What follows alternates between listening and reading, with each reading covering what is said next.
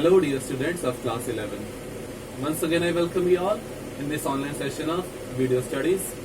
As you all know, we have started chapter number 7, permutations and combinations of our syllabus, and till the last lecture we have completed exercise 7.2. So today we have to begin exercise 7.3. Now the concept which will be used in this exercise is permutations. As the name of the chapter is permutations and combinations, तो अब जो exercise 7.3 आपके पास है उसमें जो concept आपके पास use होने वाला है वो है permutations. नेक्स्ट एक्सरसाइज में they will be introduced combinations. Now we will study what is permutations. As I have written the definition friends on the board, you can read: a permutation is an arrangement in a definite order of a number of objects taken some or all at a time. Again I am reading: a permutation is an arrangement in a definite order of a number of objects taken some or all at a time. Permutation क्या है? Arrangement है किसी भी word का या फिर किसी भी चीज का एलिमेंट्स का आपने रीअरेंज करना है, उसको अरेंजमेंट करना है. कैसे? In a definite order of a number of objects taken some और ऑल एट अ टाइम. लेकिन एट ए टाइम आप सारे के सारे एलिमेंट्स भी कंसीडर कर सकते हैं और सम एलिमेंट्स भी क्या कर सकते हैं, कंसीडर कर सकते हैं. तो उसके लिए ये आपके पास क्या यूज होता है? परम्यूटेशंस यूज होता है. जस्ट डेफिनेशन से हो सकता है आपको ज्यादा क्लियर ना हो. When we will be doing questions then this method of permutation will be more clear to you. उसके बाद देखिए स्टूडेंट्स, परम्यूटेशंस का एक फॉर्मूला है आपके पास, NPR. This N shows students total number and this R shows selection. That means, for example, since if I am saying in my class there are 10 students, in my class there are 10 students, so 10 is total number.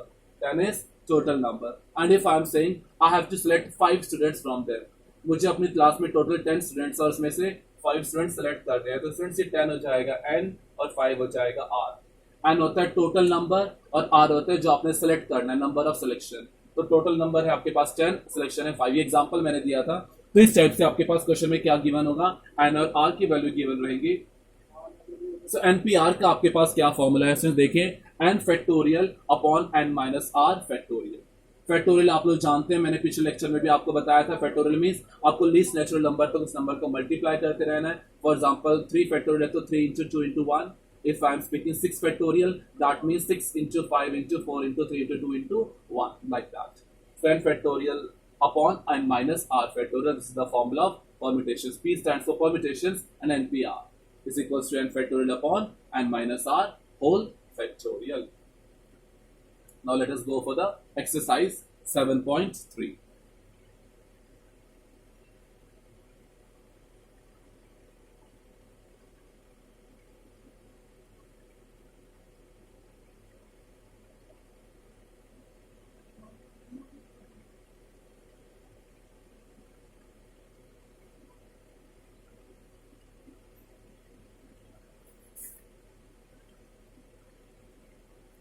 So now, in exercise 7.3, I will start with question number 5.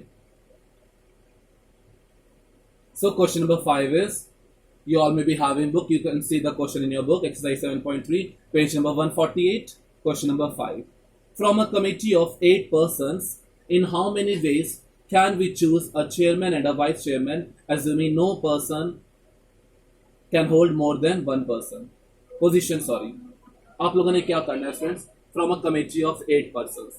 आपके पास total कितने persons available हैं? 8 persons. उन 8 persons की committee में आप लोग कितने number of ways से एक चेयरमैन और एक वाइस चेयरमैन को सिलेक्ट कर सकते हैं, such that one person can not hold more than one position. Means एक पर्सन जो है वो एक से ज्यादा पोजीशन होल्ड नहीं कर सकता. देखिए स्टूडेंट्स, 8 पर्सन्स आपके पास टोटल अवेलेबल. आपको कितने सीट्स उनको अलॉट करने, कितने पोजीशंस अलॉट करनी है? 2 positions. One is chairman and another is vice chairman. But a very important note is given to you in question: no person can acquire or can sustain more than one position. कोई भी person जो एक person है वो एक से ज्यादा position gain नहीं कर सकता, एक्वायर नहीं कर सकता. सो अब देखिए स्टूडेंट्स, 8 क्या हो जाएगा आपका टोटल, जिसमें से आपको सिलेक्ट करने हैं. अब देखिए स्टूडेंट्स, आपको कितने पोजीशन एलोकेट करनी है, मींस कितने पर्सन सिलेक्ट करने हैं? 2 person, because one is chairman and one is vice chairman. Since हो सकता है कि आपको कंफ्यूजन हो कि शायद एक ही पर्सन चेयरमैन और वाइस चेयरमैन भी हो सकता है. तो क्वेश्चन में ये क्लियर किया गया है कि no one person can acquire more than one position, कोई भी एक पर्सन जब एक से ज्यादा पोजीशन नहीं ले सकता, means one person can not be chairman as well as vice chairman. तो 8 पर्सन आपके पास अवेलेबल है, आपको 2 पर्सन सेलेक्ट करने हैं, तो कैसे हो जाएगा, तो लिख दीजिए therefore required number of ways, it is question number 5 exercise 7.3, required number of ways in which you can select a chairman and vice chairman। required लिखा है तो complete statement लिखने की जरूरत नहीं है, तो फॉर्मूला क्या हो जाएगा स्टूडेंट्स, NPR में मैंने बताया था, N is total number and R is number of selection। so 8 total persons है आपके पास, कितने पर्सन आपको सेलेक्ट करने हैं, 2। तो देखिए जो आपने 8 लिखना है वो left hand side super script में लिखना है, जैसे पावर राइट हैंड साइड में लिखते हैं वैसे आप लोगों ने यहाँ पे super script left hand side में लिखना है, और सबस्क्रिप्ट जो है वो डाउन साइड या राइट साइड में लिखना है, ठीक है। That is 8p2। तो NPR का क्या फॉर्मूला है, n फैक्टोरियल, n यहाँ पे क्या है 8, so 8 फैक्टोरियल अपॉन डिनोमिनेटर में क्या होता है n माइनस r का factorial, n minus r that is 8 minus 2 factorial. इसको सॉल्व कर लीजिए, 8 factorial upon 6 factorial, 8 factorial upon 6 factorial. अब देखिए स्टूडेंट्स इसको कैसे सॉल्व करेंगे, आपके पास दो मेथड है सॉल्व करने के, either you can write down 8 into 7 into 6 into 5 into 4 into 3 into 2 into 1, उसको मल्टीप्लाई कीजिए, फिर 6 into 5 into 4 into 3 into 2 into 1 multiply कीजिए और दोनों को डिवाइड कीजिए। एक ये मेथड है, और एक उससे और भी आसान मेथड है, that is 8 into 7 into 6 factorial upon 6 factorial. देखिए मैंने कैसे लिखा है, 8 फैक्टोरियल का मतलब क्या होता है, 8 into 7 into 6 into 5 into 4 into 3 into 2 into 1। आप किसी भी नंबर तक स्टूडेंट्स वहां पे छोड़ के उसको फैक्टोरियल भी डिनोट कर सकते हैं, जैसे मैंने लिखा 8 into 7 into 6 फैक्टोरियल। क्यों लिखा है 6 फैक्टोरियल, ताकि ऊपर नीचे से डायरेक्टली वो एलिमिनेट हो जाए, कैंसिल हो जाए। अब कैसे होगा सर, देखिए 6 फैक्टोरियल का मतलब क्या है, तो इससे आगे भी चले जा रहा है, 6 into 5 into 4 into 3 into 2 into 1। तो आपके पास पूरा लिखने की जरूरत नहीं है, आप 6 फैक्टोरियल तक भी छोड़ सकते हैं, 5 फैक्टोरियल तक भी छोड़ सकते हैं, लेकिन ताकि ऊपर नीचे से वो लाइक टर्म्स एलिमिनेट हो जाए, and that's why I have left like that। So 6 factorial will be eliminated, and 8 sevens are, you all know students, 8 sevens is 56। so in this 56 ways we can select chairman and vice chairman from this committee।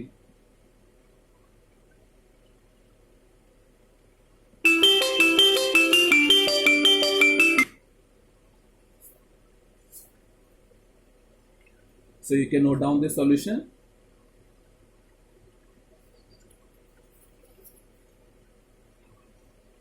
after that we'll be doing one more question, that is question number 6।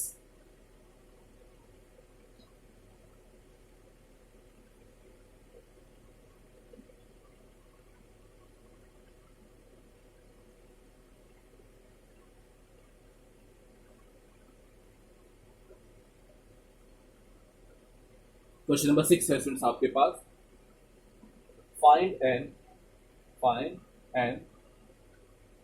if n minus 1 p3 ratio np4 is equals to 1 ratio 9। ये आपके पास question है student, देखिए आपको n की value find करनी है और आपको क्या गिवन है, रेशियो गिवन है n minus 1 p3 ratio np4 is equals to 1 ratio 9। so let us solve this students। देखिए जो आपके पास गिवन है वो आप लिख लीजिए, n minus 1 p3 ratio np4 is equals to 1 ratio 9। बस रेशियो का मतलब क्या होता है कि वो डिवाइड हो रहे हैं, फ्रैक्शनल नंबर्स तो हम रेशियो में डिनोट करते हैं। सो that is n minus 1 p3 upon np4। Ratio को सिर्फ इस टाइप से फ्रैक्शन की फॉर्म में लिखा जाता है, इज इक्वल्स टू 1 अपॉन 9। अब सिर्फ न्यूमरेटर में ही फॉर्मूला लगा दीजिए और डिनोमिनेटर में ही फॉर्मूला लगा दीजिए। न्यूमरेटर में फॉर्मूला कैसे अप्लाई होगा, ध्यान से देखिए, NPR, यहाँ पे n की वैल्यू है n minus 1, सो n minus 1 का फैक्टोरियल। नीचे क्या होता है sir, denominator n minus r, यहाँ पे n की वैल्यू क्या है n minus 1। जो भी लेफ्ट हैंड साइड में सुपर स्क्रिप्ट है वो n की वैल्यू है, और राइट साइड में जो सबस्क्रिप्ट है वो r की वैल्यू है। so n minus r that is n minus 1 minus 3 का factorial upon now np4, so n factorial upon n minus 4 factorial, because यहाँ पे n की वैल्यू n ही है और r की फैक्टोरियल आपके पास r की वैल्यू जो है वो 4 गिवन है, so is equals to 1 upon 9। Further इसे सॉल्व कीजिए, देखिए n minus 1 factorial upon n minus 4 factorial, so minus 1 minus 3 gives you minus 4 upon n factorial upon n minus 4 factorial is equals to 1 upon 9. यहां से जो terms cancel हो रही हैं, देखिए दोनों के डिनोमिनेटर सेम है, तो जब दोनों के डिनोमिनेटर सेम है तो वो कैंसिल हो जाएंगे, एलिमिनेट हो जाएंगे. The term remaining will be n minus 1 factorial upon n factorial is equals to 1 upon 9. So देखिए इसको थोड़ा सॉल्व कीजिए. देखिए स्टूडेंट्स, जब हम किसी भी नंबर का फैक्टोरियल निकालते हैं कैसे निकाला जाता है. देखिए अगर मैं कह रहा हूँ 5 फैक्टोरियल, तो 5 फैक्टोरियल क्या होता है, 5 इंटू 4 इंटू 3 इंटू 2 इंटू 1. ये देखिए स्टूडेंट्स, इससे पहले भी मैंने एक क्वेश्चन आपको बताया है कि अगर मान लीजिए मुझे 5 फैक्टोरियल को लिखना है तो हम ऐसे लिख सकते हैं 5 इंटू 4 फैक्टोरियल. तो स्टूडेंट देखिए n फैक्टोरियल का मतलब होता है n into n minus 1 into n minus 2 up to so on. तो आप इसको अगर चाहें तो n फैक्टोरियल को आप इस टाइप से भी लिख सकते हैं n into n minus 1 factorial. तो देखिए 5 इंटू 4 इंटू 3 इंटू 2 इंटू क्या रिलेशन है, 5 से 4 कैसे आया, 1 माइनस किया, 1 माइनस करते रहिए पिछले टर्म्स में, तो आपके पास ऐसे करके टर्म्स मिलते रहेंगे 5 4 3 2 1. सो n फैक्टोरियल को आप कैसे लिख सकते हैं, n into n minus 1 factorial. So वैसे यहाँ पर आप ये वैल्यू पुट करेंगे n फैक्टोरियल की. So n factorial is equals to n minus n into n minus 1 factorial is equals to 1 upon 9. क्यों, क्योंकि ताकि ऊपर नीचे से टर्म्स कैंसिल हो जाए. सो ये टर्म कैंसिल हो जाएगी तो क्या बचेगा, 1 upon n is equals to 1 upon 9. दोनों को रेसिप्रोकल कर दीजिए या फिर क्रॉस मल्टीप्लाई कर दीजिए. So that is n is equals to 9. तो n की वैल्यू आपके पास यहाँ पे कितनी आ रही है स्टूडेंट्स, जो आपको फाइंड करनी थी 9. Let me tell you students, this question has came I think 2 or 3 years ago. I think 2 or 3 times this question has already came in actually board of examination in class 11. This year this question is also expected. So we can say this question is important from this exercise 7.3. You can note down the solution.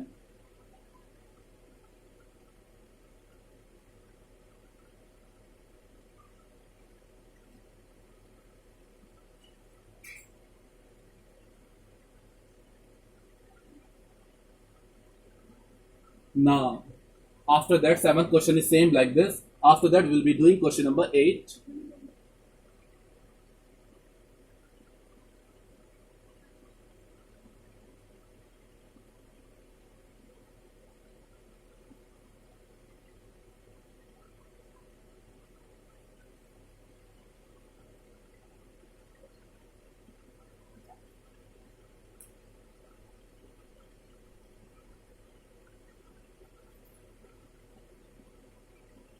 So question number 8 is, how many words with or without meaning can be formed using all the letters of the word equation using each letter exactly once? देखिए students, आपको क्या करना है, एक word आपके पास given है equation. Let me write down equation. इस word को आपने क्या करना है, रीअरेंज करना है. क्वेश्चन है वही कहा गया, in how many ways this word can be arrange. Means you have to arrange this word. जैसे आप लोगों ने बचपन में स्टूडेंट्स एक्टिविटी से गेम की है, कोई भी वर्ड आपको गिवन है, फॉर एग्जांपल रेस, आपको इसको क्या करना है, रीअरेंज करना है. मीन्स इसके वर्ड्स मतलब अल्फाबेट्स को अरेंजमेंट रीअरेंज करके जितने वर्ड्स बन सकते हैं वो बताने हैं. जैसे हम लोग यहाँ पे लिख सकते हैं स्केयर, और भी कई सारे वर्ड्स लिख सकते हैं. लेकिन इस क्वेश्चन में क्या कहा गया है हमारे पास कि विद और विदाउट मीनिंग, चाहे उसका मीनिंग बने या फिर ना बने, लेकिन आपको वर्ड को क्या करना है, रीअरेंज करना है. तो कितने नंबर ऑफ वे से वो वर्ड रीअरेंज हो सकता है, मतलब कितने नंबर ऑफ वर्ड्स आपको मिलेंगे रीअरेंजमेंट के बाद. फॉर एग्जांपल इसे कोई भी आप, जैसे मैंने केयर बनाया था, वहां पर कुछ और भी बन सकता है, मीनिंग बने ना बने इस वर्ड का, लेकिन कितने वर्ड्स आपके पास फॉर्म होंगे वो आपको बताना है. तो सिर्फ उसके लिए आपके पास यहाँ पे बड़ा शॉर्टकट मेथड है. No need to use the permutations also. Permutation formula मैंने एनपीआर लिखा था, वो भी यूज करने की जरूरत नहीं है. थ्योरम आपके पास है, थ्योरम 0.7.2 7.3, ये 2 थ्योरम्स आपके पास है इन क्वेश्चंस को सॉल्व करने के लिए. तो देखिए, जब आपको किसी भी वर्ड को रीअरेंज करना होता है और आपको ये बताना है कि उसके रीअरेंजमेंट के कितने फॉर्मेशंस में कितने वर्ड्स उसको रीअरेंज करके बन सकते हैं, तो उसका सिंपल फॉर्मूला है n factorial. Now what is the n over here? n is number of alphabets in the word. n factorial, factorial आप लोग ऑलरेडी पढ़ चुके हैं. सो n फैक्टोरियल यहाँ पे क्या है, n मतलब जितने नंबर ऑफ अल्फाबेट्स आपके वर्ड में गिवन है. लेकिन सर ये n क्या होना चाहिए, नंबर ऑफ अल्फाबेट्स क्या होना चाहिए, distinct. If all the alphabets are distinct. Question भी आपके पास, थ्योरम भी आपके पास है, permutations. If permutations of the word if all the alphabets are distinct, if all the objects are distinct. अगर सारे के सारे स्टूडेंट्स आपके पास अल्फाबेट्स डिस्टिंक्ट हैं, देखिए सारे के सारे डिस्टिंक्ट का मतलब होता है डिफरेंट, सेम नहीं होना, तो सारे के सारे आपके पास अल्फाबेट्स यहाँ पे क्या है, डिफरेंट है, सेम नहीं है। तो अगर आपके पास ये तो सिंपल आप फॉर्मूला लगा सकते हैं n फैक्टोरियल। तो you can write down, question में क्या फाइंड करना है, how many words can be form, so you can write down therefore required number of letters formed, required number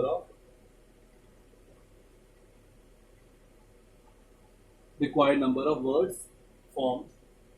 सिर्फ जब आपने रिक्वायर्ड लिखा है तो पूरी स्टेटमेंट आपको लिखने की जरूरत नहीं है। therefore required number of words formed, कितने अल्फाबेट्स हैं जस्ट काउंट कीजिए, it's a very shortcut method. किसी भी वर्ड को अगर आपने रीअरेंज करके बताना है कितने वर्ड्स बनेंगे, मीनिंग बने या ना बने, तो क्या हो जाएगा आपके पास, अल्फाबेट्स काउंट कीजिए 1 2 3 4 5 6 7 8, तो क्या हो जाएगा 8 फैक्टोरियल। ध्यान देखिए स्टूडेंट्स, ये लेकिन ये मेथड आप तभी अप्लाई करेंगे जब सारे के सारे अल्फाबेट्स क्या हो, डिस्टिंक्ट हो। अगर सेम है तो क्या होगा वो नेक्स्ट क्वेश्चन में आप लोगों को मैं बताऊंगा। जैसे 8 फैक्टोरियल की वैल्यू कैसे फाइंड करेंगे स्टूडेंट्स, वैसे 8 into 7 into 6 into 5 into 4 into 3 into 1, जब इसको मल्टीप्लाई करेंगे you can multiply, you will get the value over here is 40320। Friends कुछ फैक्टोरियल की वैल्यूज आप लोग याद भी कर सकते हैं, 9 फैक्टोरियल तक आपको आसानी रहेगी। तो दिस इज 8 फैक्टोरियल इज 40320, 40320। सुन देखिए, now this method you can apply, this is practical application. अगर मान लीजिए आप लोग कोई गेम ही खेल रहे हैं या फिर एक्टिविटी खेल रहे हैं तो उसमें ये यूज कर सकते हैं आप ये मेथड फैक्टोरियल की टर्म। अगर मान लीजिए friends, if I just ask, or you can also play this activity with your friends also. For example, your name is Pooja. So why I have taken this word, because here alphabets are repeating. जैसे मैंने बताया students, अगर तो आपके पास सारे alphabets distinct हैं तो simple आपने अल्फाबेट्स को काउंट करने उनका फैक्टोरियल। लेकिन अगर मान लीजिए आपके पास कुछ अल्फाबेट्स रिपीट हो रहे हैं, जैसे यहाँ पे एक जो अल्फाबेट ओ है वो 2 टाइम्स रिपीट हो रहा है, तो यहाँ पे आप लोगों ने क्या करना है, देखिए इसका फॉर्मूला होता है students n factorial upon r factorial. उसको फैक्टोरियल छोड़ दीजिए, आप यहाँ पे n और r छोड़ दीजिए। सबसे पहले आप सारे के सारे अल्फाबेट्स काउंट कीजिए, 1 2 3 4 5 factorial. This is an example, मैं आपको एग्जांपल बता रहा हूँ जो आपके नेक्स्ट क्वेश्चंस में यूज होना है, because after this question we will end our session. In the next session we will be doing some questions from this exercise. 5 factorial upon, उसके बाद देखिए स्टूडेंट्स जो कोई अल्फाबेट्स रिपीट हो रहे हैं, जैसे यहाँ पे ओ आपके पास 2 टाइम्स रिपीट हो रहा है तो हो जाएगा अपॉन 2 फैक्टोरियल। इसको डिवाइड कर दीजिए, 5 into 4 into 3 into 2 फैक्टोरियल करके 2 फैक्टोरियल कैंसिल कर दीजिए। सो 5 4 जा 20 and 23 जा 60, तो 60 आपके वहां पे पर क्या हो जाएगा, आंसर हो जाएगा इसका। 5 4 जा होता है 20 and 23 जा 60, 2 फैक्टोरियल आपके पास कैंसिल हो जाएगा।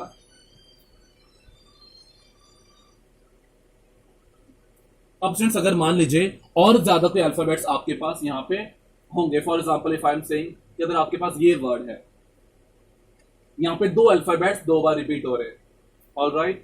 जैसे मान लीजिए फॉर एग्जांपल इफ आई से ये एक आपके पास वर्ड है जहां पे 2 अल्फाबेट्स 2 बार रिपीट हो रहे हैं, तो इसको आप कैसे सॉल्व करेंगे।